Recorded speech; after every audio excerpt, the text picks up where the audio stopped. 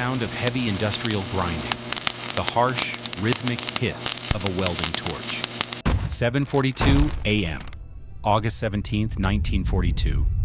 The humidity at Eagle Farm Airfield in Brisbane is already suffocating, clinging to the skin like wet wool. But Captain Paul Gunn doesn't feel the heat. He is 43 years old, a former naval enlisted aviator who talks like a mechanic, swears like a sailor, and thinks like an engineer. Right now, he is crouching under the wing of a B-25 Mitchell bomber, watching sparks shower onto the tarmac. Most officers in the 5th Air Force are looking at maps, plotting coordinates, or worrying about fuel logistics. Gunn is looking at the nose of the plane. He sees empty space where there should be violence, and he sees a glass greenhouse that offers no protection against the enemy. Fade-out welding. Fade in a low, somber drone. To the rest of the Army Air Forces, Paul Gunn is a logistical wizard. To himself, he is a man running out of time. 8 months ago, the Japanese Imperial Army overran the Philippines, seizing the capital city of Manila. They took everything.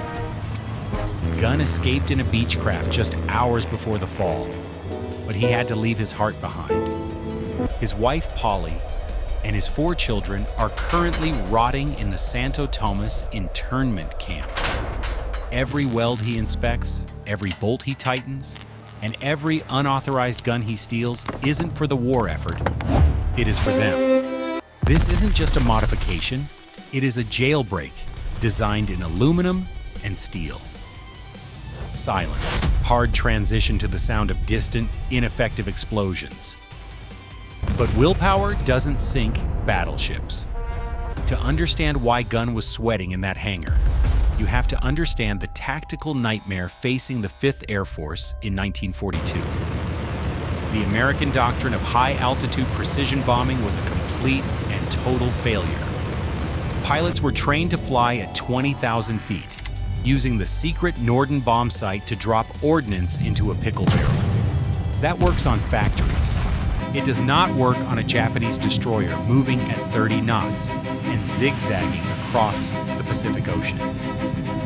The statistical hit rate for high-altitude bombing on moving ships was less than 1%. We were sending millions of dollars of aircraft to drop explosives into the empty ocean while the enemy laughed. Sound of a frantic radio transmission. Taking fire. Heavy flak. Emergency evac now. So the pilots tried going low. They brought the A-20s and B-25s down to mast height, trying to skip bombs across the water like stones. This was suicide. As the American bombers approached, the Japanese deck crews simply leveled their anti-aircraft guns and shredded the glass noses of the B-25s. The bombardier, sitting exposed behind that glass, was often dead before the pilot could even release the payload. Gunn saw the geometry of death. He realized that to survive a low-level run, you didn't need to be faster, and you didn't need to be stealthy. You needed to be terrifying. You needed enough forward firepower to kill the gunners on the deck of the ship before they could fire a single shot back at you. He envisioned a plane that wasn't a bomber, but a flying machine gun battery. He wanted to trade the glass nose for a wall of lead, turning a defensive liability into an offensive sledgehammer. The manuals said the B-25 couldn't take the weight.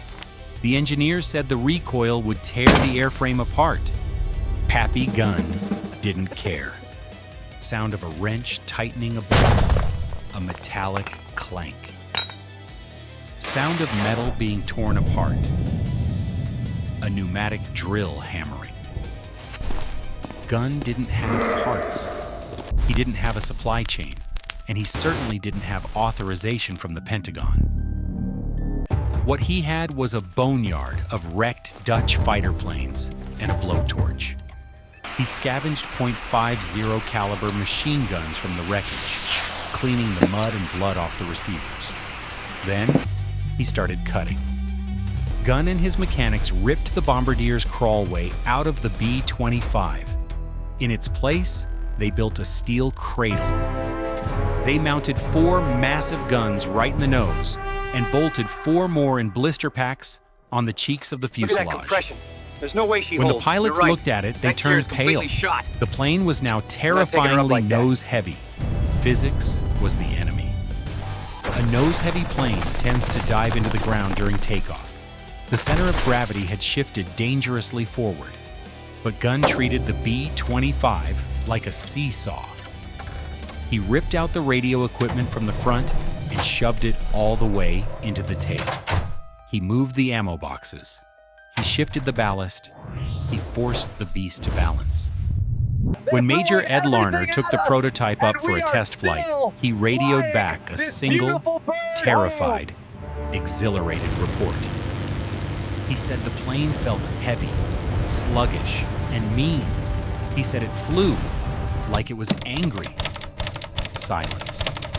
Then, the sharp, sterile click-clack of a typewriter. Go, go, go! We don't have much time. Meanwhile, in Prep Ohio, the hangar. the experts were panicking. Move it, John. Gunn had sent his modified blueprints back to the North American aviation engineers at Wright Field. He wanted them to see what the boys in the jungle were doing. The engineers looked at the math. They looked at the structural stress loads. They looked at the recoil calculations of 8 forward-firing guns. They were horrified. They immediately drafted a formal cease and desist order. The memo was clear, cold, and bureaucratic. The document stated that the modifications were technically impossible, structurally unsound, and would likely result in the loss of the airframe. The letter traveled across the United States, onto a ship, and across the Pacific Ocean.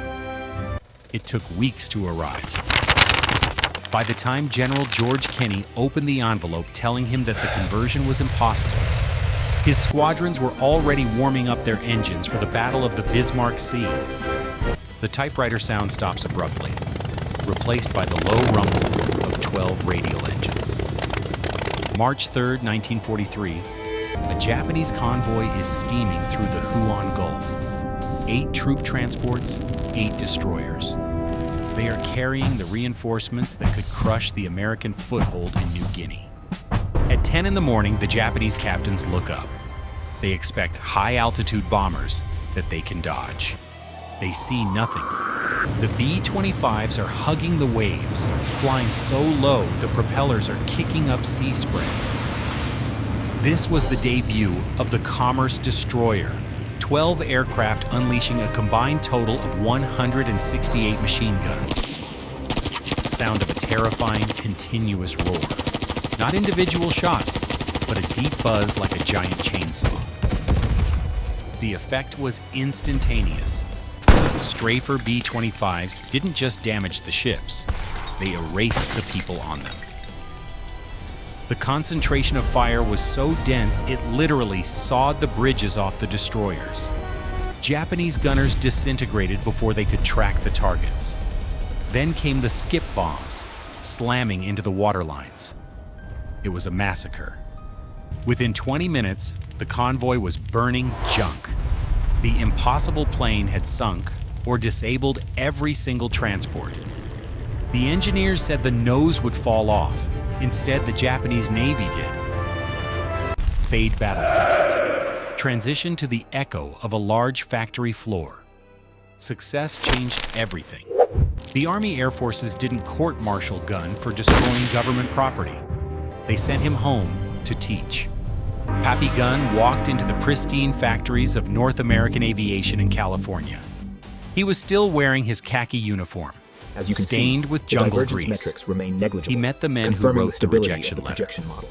He If didn't we gloat. reinforce this structural He simply joint laid out here, his schematics we can increase the and load showed them how to capacity by build the 20%. B-25G Yes, that makes and sense. the B-25J. The field modification became the factory standard, turning the B-25 into the most heavily armed aircraft of World War II. They built the guns right into the nose, exactly where Papy said they should go. The impossible became the manual.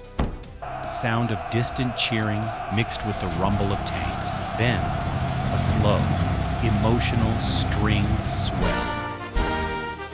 February 3rd, 1945. The 1st Cavalry Division crashes through the gates of the Santo Tomas internment camp in Manila.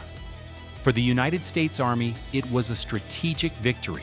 For Paul Gunn, it was the end of a 3-year nightmare. He landed his plane on a cratered runway and ran toward the camp. He didn't care about the Japanese snipers still active in the city.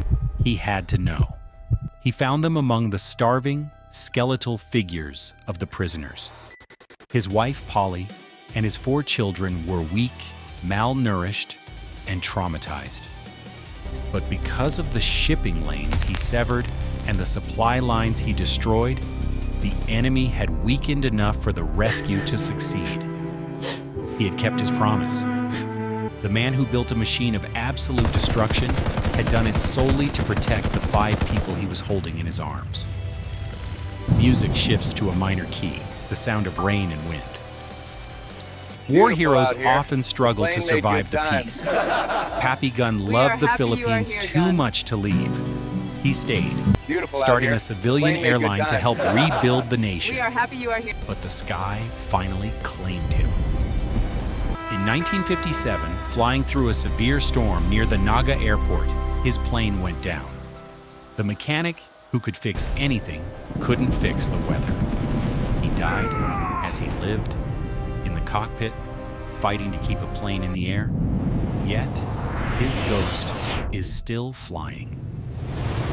Every time you see an AC-130 spooky gunship banking over a combat zone, or an A-10 Warthog built around a massive Gatling gun, you are looking at the direct descendants of Papy's folly, the enduring doctrine that sometimes the best way to save a life is with overwhelming, unauthorized firepower.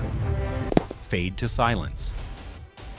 If this story moved you, if you believe that the history of innovation is written by the rebels and the desperate, hit that like button. Help us rescue these forgotten stories from the archives. History remembers the generals who moved flags on a map, but it often forgets the mechanics who made those moves possible. Paul Gunn didn't revolutionize air warfare for glory, and he didn't do it for the Pentagon. He took a bomber, stripped it down, and turned it into a chainsaw for one simple reason: a father will burn the world down to save his children. The B-25 gunship wasn't just a weapon of war, it was an act of love.